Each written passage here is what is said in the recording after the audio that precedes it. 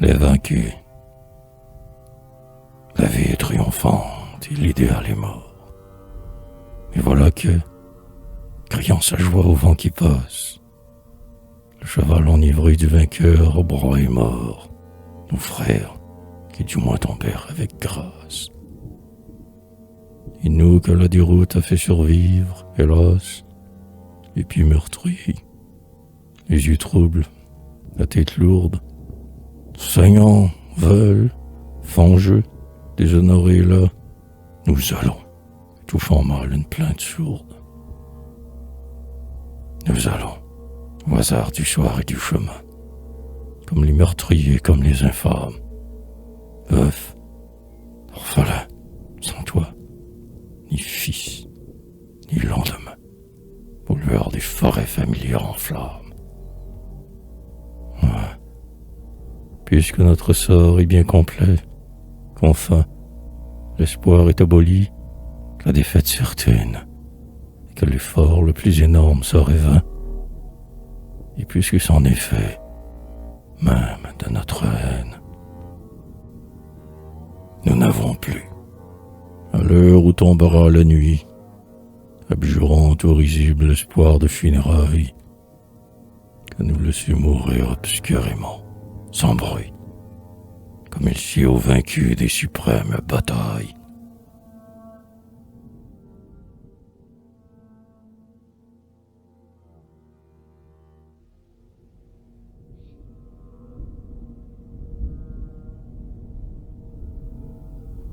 Une faible lueur palpite à l'horizon,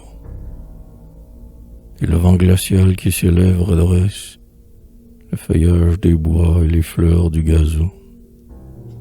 C'est l'eau, tout renaît sous sa froide caresse. De fauve l'Orient devient rose, et l'argent des astres va bleuir dans l'azur qui s'adore. Le coq chante, veilleur exact et diligent. La loi d'un volée, stridente, c'est l'aurore. Éclatant, le soleil surgit, c'est le matin. Ami, c'est le matin splendide dont la joie heurte ainsi notre lourd sommeil, et le festin horrible des oiseaux et des bêtes de proie. Ô prodige, en nos cœurs le frisson radieux, mais à travers l'éclat subit de nos cuirasses, avec un violent désir de mourir mieux, la colère et l'orgueil ancien des bonnes races. Allons, debout. Allons, allons, debout, debout. Assez comme cela de honte et de trêve. Au combat, au combat. Car notre sang qui bout a besoin de fumer sur la pointe des glaives.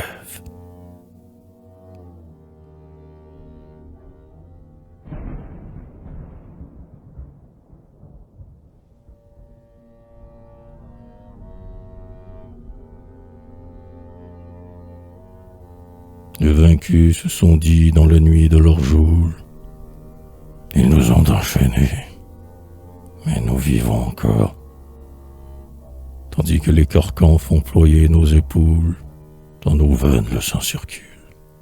Bon trésor, dans nos têtes nos yeux rapides avec ordre, veillent, fins espions, et derrière nos fronts, notre cervelle pense. Et s'il faut tordre ou mordre, nos mâchoires seront dures et nos bras prompts. Légers, ils n'ont pas vu d'abord la faute immense qu'ils faisaient, et si fous qu'ils s'en repentiront, nous ont jeté le lâche affront de la clémence. Bon, la clémence nous vengera de l'affront. Ils nous ont enchaînés. Les chaînes sont faites pour tomber sous la lume obscure et pour frapper les gardes qu'on désarme. Et les vainqueurs en fait laissent aux évadés le temps de s'échapper. Et de nouveau bataille, et victoire peut-être, mais bataille terrible et triomphe inclément. Comme cette fois le droit sera le maître, cette fois-là sera la dernière. Vraiment.